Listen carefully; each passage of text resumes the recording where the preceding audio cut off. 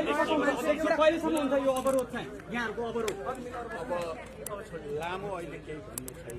प्रधानमन्त्रीले आएर रोस्टममा जवाफ नदिएसम्म आउट चल्न सक्दैन हामीले भनिएको छ। प्रधानमन्त्रीले यसलाई सहज ढङ्गले लिनुपर्ने हुन्छ, उहाँले आएर स्पष्टीकरण दिनुपर्ने हुन्छ। स्पष्टीकरण चित्त बुझ्दो भयो तुरुन्तै हाउस चल्छ, स्पष्टीकरण पनि जालझेलको भयो भने चाहिँ आन्दोलन अगाडि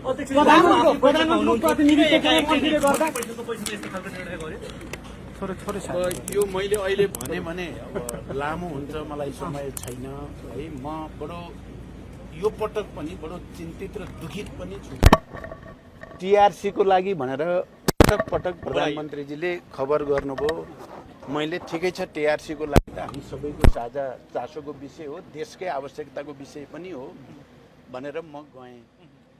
कुलमानजीको विषयमा हामीले पटक पटक सार्वजनिक रूपमै भनेका थियौँ। अब 4-5 महिनापछि उहाँको समय सिद्धिँदैछ। बेकारमा जनमत पनि चाहिँ कुलमानजीको पक्षमा छ। उहाँले गरेको पनि राम्रो काम हो। उहाँलाई पुरस्कृत गर्नुपर्ने मान्छेलाई अपमानित गर्न हुँदैन भनिएकै थियो।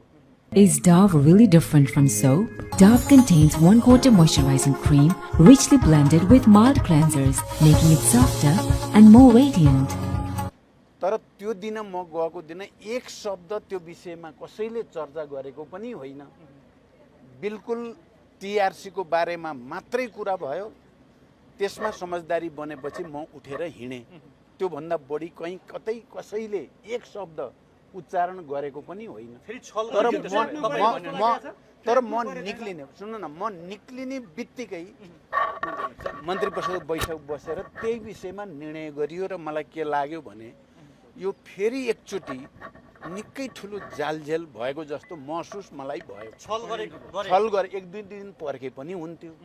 म चाहिँ सिंहदरबार गएर टिआरसी बारे टुङ्गियाको लगत्तै गर्नुपर्ने त केही बाध्यता त थिएन। त्यसले मलाई फेरि स्वर्ग र नर्क सम्झायो। एउटा कुरा सुन्नुहोस् है, एउटा कुरा। अर्को कुरा त्यही दिन तुरुन्तै राप्रपाको ज्ञानबहादुर शाही लगायतले भने ल प्रचण्डले टिआरसीसँग